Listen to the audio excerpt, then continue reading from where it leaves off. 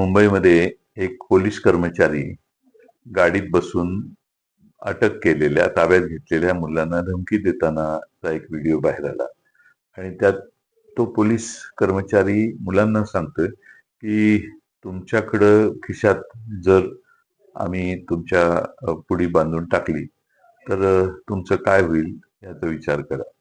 Police लहान मुलांना धमकी देतानाचा हा व्हिडिओ आहे.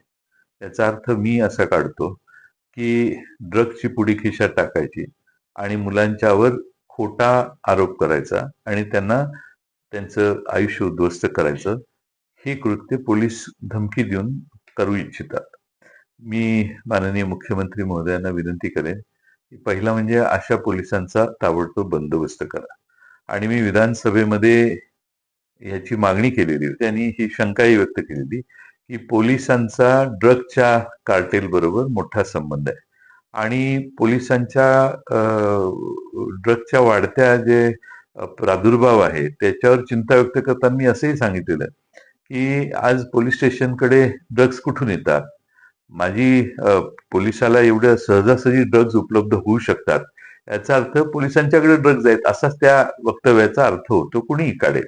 आणि म्हणून महाराष्ट्राच्या गृहमंत्री माननीय मुख्यमंत्री महोदयांना माझी आग्रहाची सूचना आहे, विनंती आहे की त्यांनी अशा पद्धतीनं ड्रग्सचं कार्टेल आणि त्या भागातले पोलीस, जे मी मागच्या सभागृहातही सांगितलं की हप्तेखोरीपणा हा आता ड्रग्स कडून चालू आहे आणि हे नवीन सोर्स ऑफ इन्कम पोलिसांचं झालंय, याच्यावर पोलीस माननीय मुख्यमंत्री महोदय कडक पावलं उचलतील आणि हे प्रकार होणार नाही तसं दिसतंय.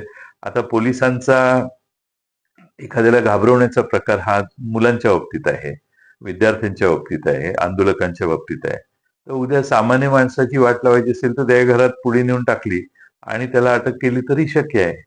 म्हणून अशा पोलिसांच्यावर गैरविश्वास निर्माण करणाऱ्या ज्या घटना आहेत त्या घटना अतिशय चिंताजनक आहेत आणि मला वाटतं माननीय मुख्यमंत्री महोदयांनी त्यात ताबडतोब लक्ष घालावं.